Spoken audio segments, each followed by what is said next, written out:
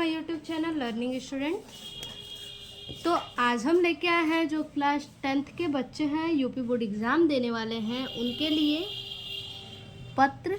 ये तीनों पत्र अगर आप तैयार कर लेते हैं तो इसमें से एक पत्र ज़रूर आपके आएंगे। तो इसलिए आप का अगर 90 प्लस का टारगेट हो तो आप इस पत्र को ज़रूर तैयार कर लीजिएगा, ठीक है। तो देखिए, पहला पत्र है छात्रवृत्ति के लिए अपने प्रधानाचार्य को प्रार्थना पत्र। दूसरा है जन्मदिन पर मित्र द्वारा भेजे गए उपहार के लिए मित्र को धन्यवाद पत्र। और तीसरा है शहर मोहल्ले की सफाई हेतु अपने मुख्य नगर अधिकारी को प्रार्थना पत्र, ठीक है। तो इन तीनों को आज हम देखेंगे कि कैसे इसको आप अपने एग्ज़ाम में, बिल्कुल छोटा सा पत्र है, बहुत ज़्यादा बड़ा नहीं है, बिल्कुल छोटा सा पत्र है, ठीक है। तो देखिए, सबसे पहले अभी हम देखेंगे छात्रवृत्ति के लिए अपने प्रधानाचार्य को प्रार्थना पत्र। आपको अपने प्रधानाचार्य से क्या लेना है? छात्रवृत्ति प्राप्त करना है किसी कारणवश, ठीक है। तो देखिए, सबसे पहले हेडिंग डालेंगे पत्र, ठीक है। इससे पहले आप क्वेश्चन नंबर हेडिंग डाल लीजिएगा, जो क्वेश्चन नंबर आपका होगा, प्रश्न संख्या जो भी होगा। उसके बाद पत्र हेडिंग डालेंगे, फिर लिखेंगे सेवा में श्रीमान प्रधानाचार्य जी, DAV इंटर कॉलेज प्रयागराज। उसके बाद विषय लिखेंगे, जिस चीज़ के लिए आपको मेन मुद्दा क्या है उसके लिए। तो मेन क्या है, आपको छात्रवृत्ति प्राप्त करना है, तो लिखेंगे छात्रवृत्ति प्राप्त करने के लिए, ठीक है।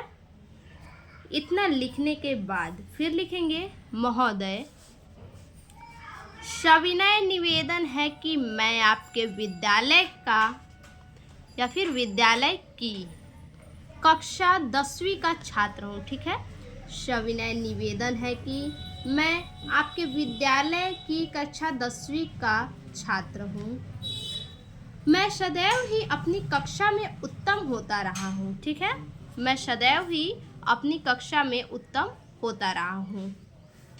मैं आपसे विनम्र निवेदन करना चाहता हूँ कि मेरे घर की आर्थिक स्थिति अच्छी नहीं है, ठीक है। मेरे घर की क्या है, जो आर्थिक स्थिति है वो अच्छी नहीं है, अतः आप मुझे विद्यालय कोष से छात्रवृत्ति प्रदान करने की कृपा करें।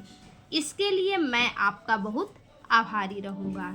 तो देखिए, ये पत्र बस इतना ही छोटा है। मेन क्या है आपको पता है, स्टार्टिंग में लिखेंगे सेवा में श्रीमान प्रधानाचार्य, DAV इंटर कॉलेज प्रयागराज, विषय लिखना ही है, फिर महोदय लिखना ही है, ठीक है। और उसके बाद जो भी मेन आपका पत्र होगा वो यही इतना होगा, ठीक है। जो भी आप लिखेंगे यही इतने के अंतर्गत। और इतना लिखने के बाद फिर लिखेंगे, देखिए आपको छात्रवृत्ति प्राप्त करना है तो आपको ऐसे छात्रवृत्ति नहीं प्राप्त होगा, क्योंकि आपको दिखाना पड़ेगा कि आप में क्वालिटी क्या है, तभी वो प्रधानाचार्य आपके लिए छात्रवृत्ति प्राप्त करवाएंगे आपको, ठीक है।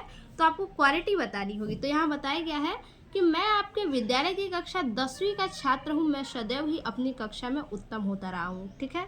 ये क्या है, बता रहा है कि वो अपनी कक्षा में सदैव यानी हमेशा उत्तम आता रहा है, ठीक। इतना लिखने के बाद लास्ट में लिखेंगे आपका आज्ञाकारी शिष्य का नाम लिखेंगे, कक्षा, ठीक है। तो आप यहाँ पे नाम नहीं लिखेंगे, ना ही कक्षा लिखेंगे, बस ऐसे ही लिखेंगे आपका आज्ञाकारी शिष्य, कक्षा, और फिर लिखेंगे धन्यवाद दिनांक, ठीक है। बस इतना इस प्रकार से आप लिख देंगे।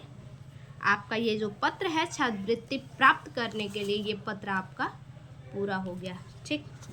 अब इसके बाद ये दूसरा हमारा पत्र क्या है, देखिए दूसरा हमारा पत्र है जन्मदिन पर मित्र द्वारा भेजे गए उपहार के लिए। जन्मदिन पर एक मित्र है जो अपने दूसरे मित्र को क्या कर रहा है, उपहार भेज रहा है, और उपहार जिसको भेजा गया है वो मित्र क्या कर रहा है, धन्यवाद पत्र देना चाहता है उस उपहार के संबंध में, ठीक है। तो देखिए इस पे कैसे लिखेंगे, इसमें भी सबसे पहले क्या करेंगे, हेडिंग डालेंगे पत्र, फिर लिखेंगे प्रिय मित्र, क्योंकि मित्र को भेज रहे हैं इसीलिए लिखेंगे प्रिय मित्र। और जिस मित्र को भेज रहे हैं उस मित्र का नाम लिखेंगे रवि कुमार, उसका पता लिखेंगे शहीद नगर आगरा, ठीक है, आगरा में शहीद नगर में। विषय क्या रहेगा, मित्र को धन्यवाद पत्र। फिर लिखेंगे नमस्कार मित्र को तो नमस्कार ही करेंगे, ठीक है। ऐसा नहीं है कि महोदय लिख दीजिएगा, महोदय नहीं लिखेंगे क्योंकि मित्र के लिए पत्र है। लिखेंगे मेरा जन्मदिन 25 मार्च 2000 डैश दे देंगे को था, ठीक है। इस अवसर पर सभी मित्रगण एवं पास पड़ोस के लोग एकत्रित हुए थे, ठीक है। इस अवसर पे पास पड़ोस के लोग और मित्रगण एकत्रित हुए थे और जन्मदिन के उत्सव का भरपूर आनंद उठाया। इस अवसर पर तुम्हारी अनुपस्थिति मुझे बेहद कष्टदायी थी। क्या थी? इस अवसर पे जो तुम्हारी अनुपस्थिति थी वो हमारे लिए क्या थी? बेहद कष्टदायी थी। किंतु तुम्हारे द्वारा भेजा गया सुंदर उपहार प्राप्त कर मैं आभार प्रकट करता हूँ और आशा करता हूँ, ठीक है, आशा करता हूँ कि अगले वर्ष पड़ने वाले जन्मदिन पर तुम अवश्य पधारने का कष्ट करोगे, ठीक है। तो देखिए ये कितना छोटा पत्र है, ये भी आप देख लीजिए, बहुत ज़्यादा बड़ा नहीं है, बहुत छोटा पत्र है। उसके बाद इतना लिखने के बाद लिखेंगे तुम्हारा मित्र, नाम, पता, शेष मिलने पर दिनांक, ठीक है। बस सेम इसी तरह से आप पत्र उतार दीजिएगा। आपके जो है कि फुल मार्क्स मिलेंगे पत्र पे, ठीक है। 5 नंबर आपके पूरे पत्र पे मिलेंगे। तो इस प्रकार से आप अपने मित्र के लिए जो है कि पत्र लिखेंगे।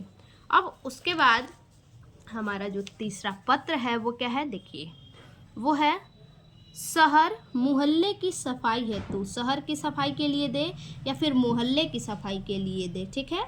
उसके लिए अपने मुख्य नगर अधिकारी को प्रार्थना पत्र। चलिए देखते हैं।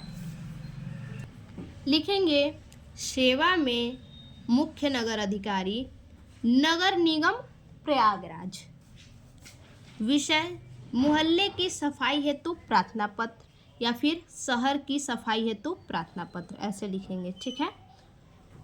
उसके बाद महोदय, निवेदन है कि आजकल प्रयागराज नगर की सड़कों की सफाई व्यवस्था संतोषजनक नहीं है, ठीक है। क्या कह रहा है? निवेदन है कि आजकल प्रयागराज नगर की सड़कों की सफाई व्यवस्था, सफाई की जो व्यवस्था है संतोषजनक नहीं है, यानी संतुष्ट पूर्वक जो है कि सफाई नहीं हो रही है। सफाई तो हो रही है लेकिन उससे संतुष्टि नहीं है, अच्छे से सफाई नहीं हो रही है। नगर की सड़कों पर गंदगी फैली हुई है। नगर की सड़कों पे क्या है? गंदगी फैली हुई है। नालियों में गंदा सड़ रहा है। गंदगी के कारण मच्छर पैदा हो रहे हैं, ठीक। उसके बाद लिखेंगे अतः आपसे अनुरोध है कि आप यहाँ की सफाई करवाने का उचित प्रबंध करें। हमें आशा है कि आप जल्द से जल्द इस विषय में ठोस प्रबंध करेंगे, ठीक है। इतना लिख लेंगे। मोहल्ले की सफाई के लिए बस इतना ही लिखेंगे, ठीक। और लास्ट में लिखेंगे भवदीय, नाम, पता, धन्यवाद, और यहाँ पे क्या हो जाएगा? हमारा दिनांक हो जाएगा, ठीक है।